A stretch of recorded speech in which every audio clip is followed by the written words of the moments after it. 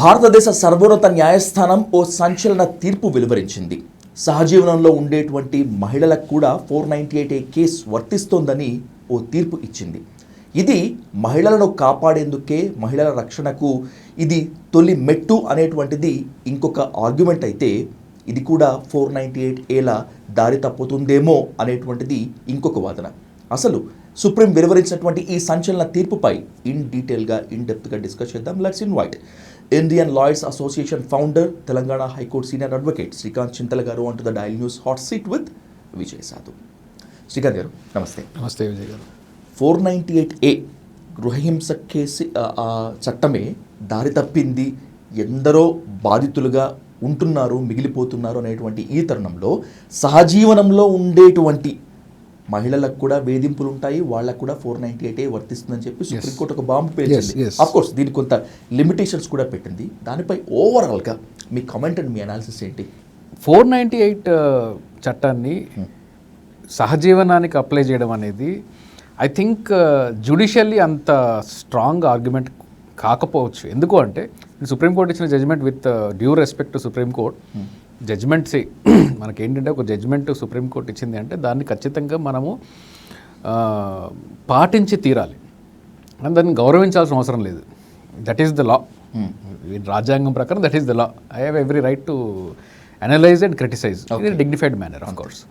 So నాకు to my mind ఏమనిపిస్తుంది అంటే, ఈ జడ్జ్మెంట్ లీగల్లీ అంత సౌండ్ జడ్జ్మెంట్ కాదు. It needs a review. Maybe in the future supreme court దాన్ని మళ్ళీ రివ్యూ చేస్తుందని అనుకుంటున్నాను నేను. ఎందుకంటే దీనివల్ల వచ్చే ప్రమాదం చెప్తాను నేను. ఫస్ట్, చట్టం ఏం చెప్తుంది, 498 లాంగ్వేజ్లో husband against a wife, husband or husband's relatives against wife. Husband wife అంటే ఎవరు? ఈవెన్ సెకండ్ మ్యారేజ్ కూడా హస్బెండ్ అండ్ వైఫ్ కాదు, లీగల్లీ వెడెడ్ అయితే తప్ప. సెకండ్ వైఫ్ ఒకవేళ ఒక మేల్ పర్సన్కో ఫీమేల్ పర్సన్కో, ఒక పర్సన్కి మ్యారేజ్ అయ్యుండి డైవర్స్ అవ్వకుండా, తన స్పౌస్ చనిపోకుండా ఉంటే, అంటే తన భాగస్వామి చనిపోకుండా ఉండండి, లివింగ్ స్పౌస్ ఉండి డైవర్స్ అవ్వకుండా ఉండి ఇంకొక పెళ్లి చేసుకున్నా కానీ ఆ సెకండ్ మ్యారేజ్ అనేది ఇన్వాలిడ్. పిల్లలు అంతా వ్యాలిడ్, మళ్ళీ పిల్లలకి అంత రైట్ ఉంటుంది. సెకండ్ మ్యారేజ్ కూడా మ్యారేజ్ కాదు. సో ఈ సెకండ్ మ్యారేజ్కి కూడా 498 అప్లికబుల్ అయ్యేది కాదు ఇది వరకు. కానీ డీవీసీ అప్లికబులే. డీవీసీ చట్టము అది డొమెస్టిక్ వైలెన్స్ కేసు, సివిల్ లా అది, అంటే సివిల్ ఇన్ నేచర్. దో అది క్రిమినల్ ప్రొసీడింగ్స్ అది ఉన్నా కానీ మోస్ట్లీ దానిలో జైలు ఉండదు, దానిలో కాంపెన్సేషన్ ఉంటుంది, రిటర్న్ ఆఫ్ ప్రాపర్టీ అని ఇట్లాంటి వేరే ఒక ఇంజంక్షన్ కైండ్ ఇది ఉంటుంది. ఉమెన్కి ఉమెన్ ప్రొటెక్షన్ కోసం తీసుకొచ్చిన ఒక మంచి చట్టం డీవీసీ చట్టం. ఓకే, డీవీసీ చట్టం అప్లికేబుల్ ఈరోజు కూడా. కానీ క్రిమినల్ లాలో చట్టంలో లేని భాషని ఆపాదిస్తూ వైఫ్ అండ్ హస్బెండ్ అనే టర్మినాలజీ చట్టంలో ఉన్న తర్వాత ఈ వైఫ్ అండ్ హస్బెండ్ అనే డెఫినేషన్ని వైలేట్ చేస్తూ, అంటే దాన్ని పరిగణించకుండా మ్యారేజ్ లైక్ రిలేషన్షిప్స్లో కూడా ఇది అప్లికేబుల్ అవుతుంది క్రిమినల్ చట్టం అనేది. అది అంత సస్టైనబుల్ ఆర్గ్యుమెంట్ కాదని నా ఉద్దేశం. It doesn't satisfy my common sense. Okay, దీనివల్ల వచ్చే ప్రమాదం కూడా చెప్తాను నేను మీకు. ఇప్పుడు సెక్షన్ 69 BNSలో ఉంది. అంటే under the false pretext of marriage ఒక ఉమెన్ని, అంటే ఓన్లీ ఉమెన్కి మాత్రమే ప్రొటెక్ట్ చేసే చట్టం ఇది, మళ్ళీ మేల్కి ఉండదు.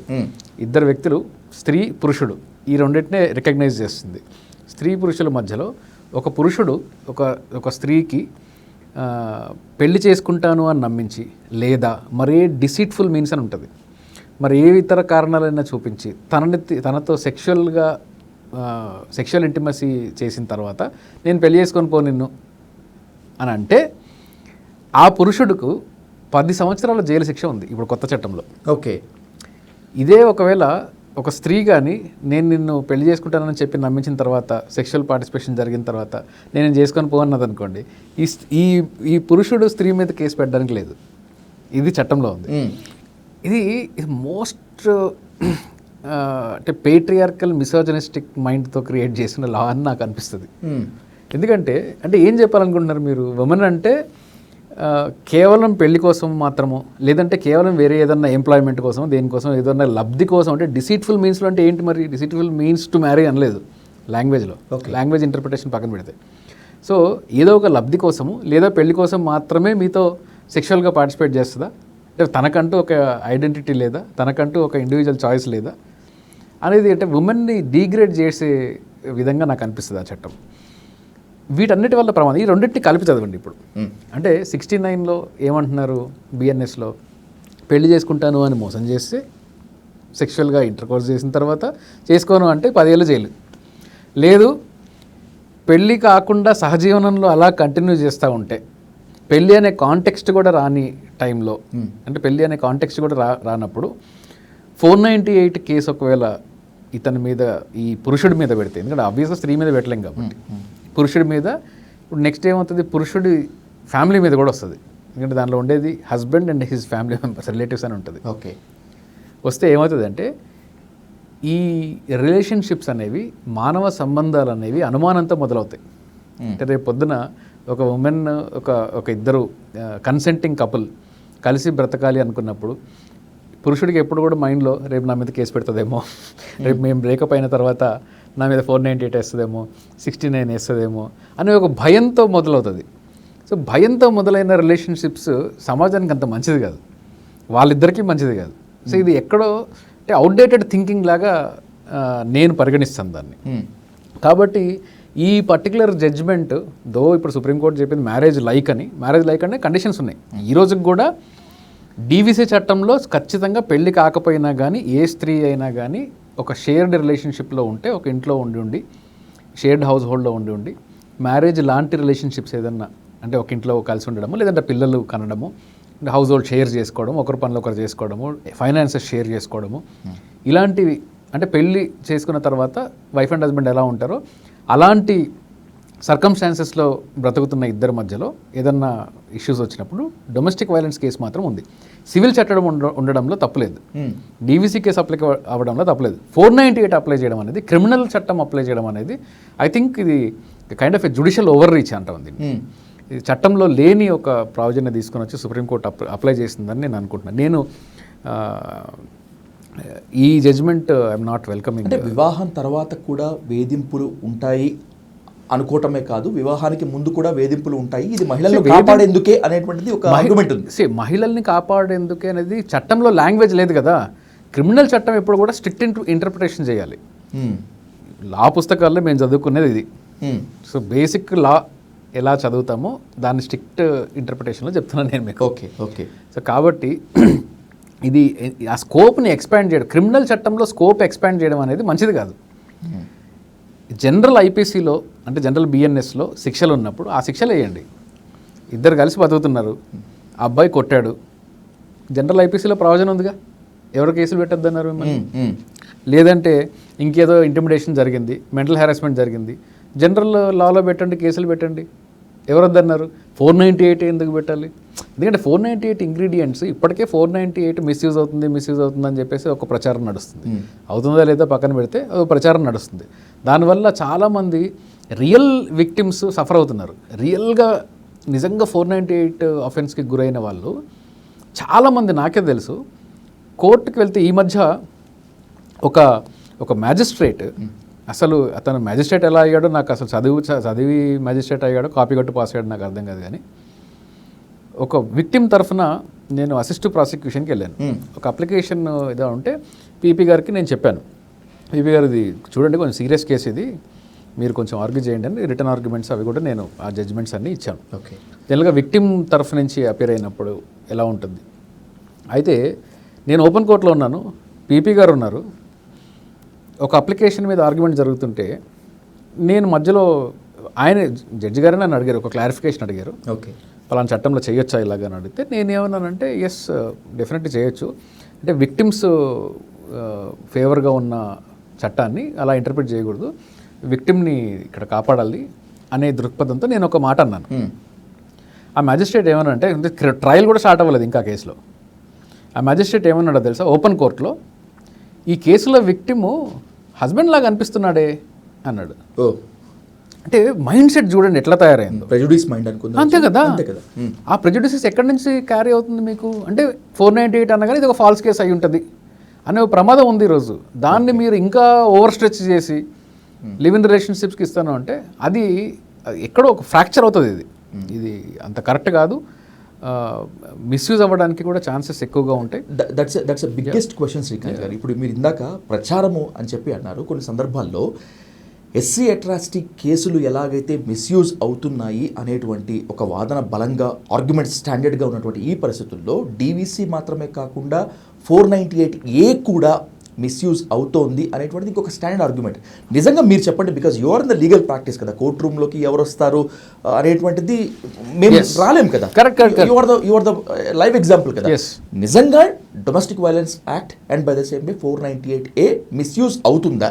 మిస్యూజ్ నాకు సంబంధించి ప్రతి చట్టము మిస్యూజ్ అవుతుంది.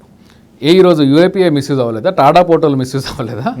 ప్రతి చట్టము మిస్యూజ్కి గురవుతుంది, ప్రతి చట్టము అబ్యూజ్కి గురవుతుంది. దీనిలో సందేహం లేదు. ప్రపంచవ్యాప్తంగా చట్టాలు అబ్యూజ్కి మిస్యూజ్కి గురవుతాయి. ఓకే, ఇక్కడ ప్రచారం ఏంది అంటే పోక్సో కేసులో కూడా మిస్యూజ్ అవుతుంది అని.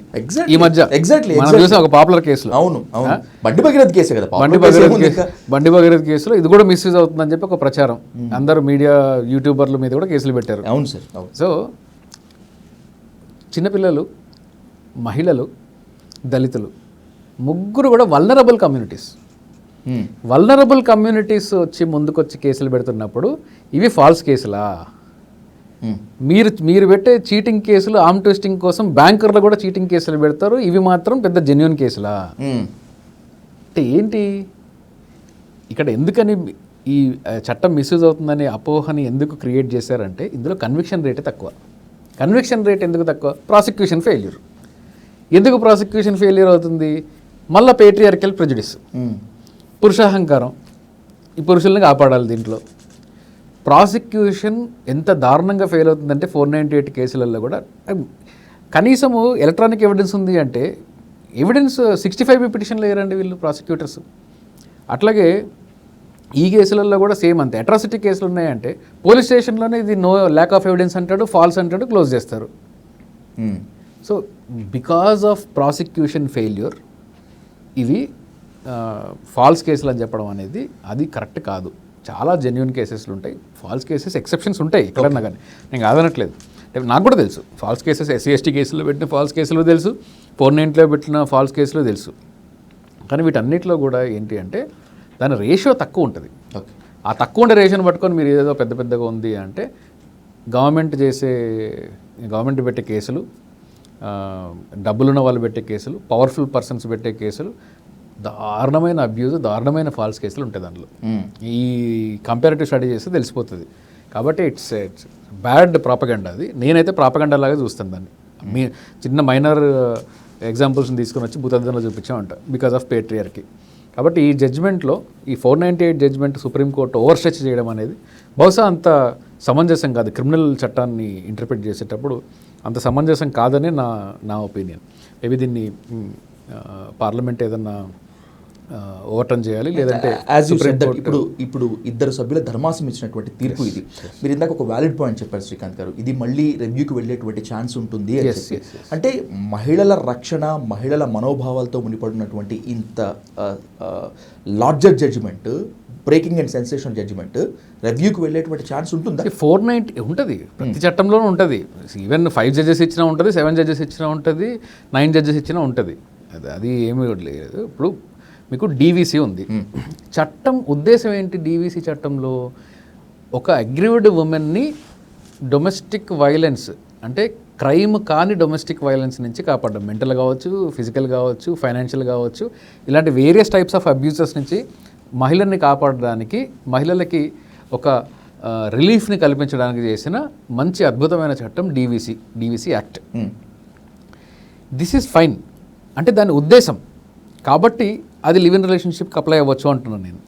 వేరాజ్ క్రిమినల్ కేసులో 498 లాంగ్వేజ్లో ఉండే చట్టం ఏంటి? ఇక్కడ మహిళల్ని కాపాడడానికి చేసిన చట్టం డీవీసీ, కానీ మ్యారిటల్ అబ్యూజ్ని కంట్రోల్ చేయడానికి తీసుకొచ్చింది 498A. ఓకే, ఇది స్పెసిఫిక్. దీని intention marital domestic violence with in marriage, అది దీని ఇంటెన్షన్. డీవీసీ చట్టం intention not with in the marriage. కాబట్టి క్రిమినల్ చట్టం ఏదైతే స్ట్రిక్ట్ లీగల్ లాంగ్వేజ్ ఉందో దానికి కన్ఫైన్ అయితే మంచిది. ఫర్ వేరియస్ రీజన్స్, నేను చెప్పిన రీజన్స్ అన్నిటి దానికి కన్ఫైన్ అయితే మంచిది. ఇది over stretching of criminal law maybe ఈ జడ్జ్మెంట్ మారాల్సిన అవసరం ఉంది. That is my opinion. Thank you sir, thank you. Thank you అండి.